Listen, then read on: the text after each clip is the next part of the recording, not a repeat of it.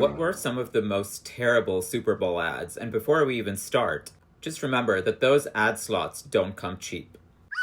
It's 8 to 10 million for 30 seconds of airtime, and that doesn't even include production values. So if your message isn't clear and people don't know what you sell, you're just burning money. So here are the worst and why they flopped. A fail, in my opinion. And I can't even watch. Manscaped with singing clumps of body hair? Really? Yes, shock gets attention, but revulsion does not build brand love.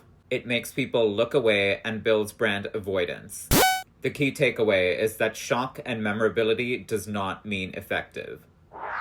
And then we have Alexa Plus, another flop, because it somehow made a horror movie about AI controlling your house. To sell you AI controlling your house. Tell me I'm not the only one seeing the irony. The very simple key takeaway here is that if your product requires trust, don't advertise it like a threat. One of the worst, Coinbase.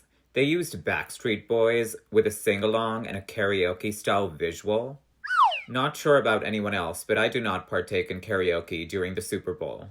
And it failed to showcase what Coinbase even does. This isn't branding, this is just expensive confusion.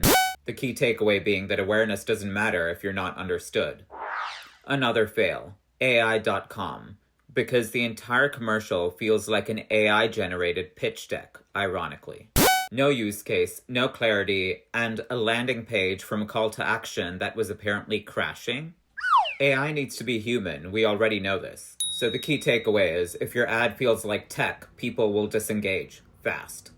So the key takeaway from 2026 is that the Super Bowl is not and should not be where brands go to be weird. It should be where brands go to be clear, connect emotionally, and understood, not shock people into confusion or escaping fast.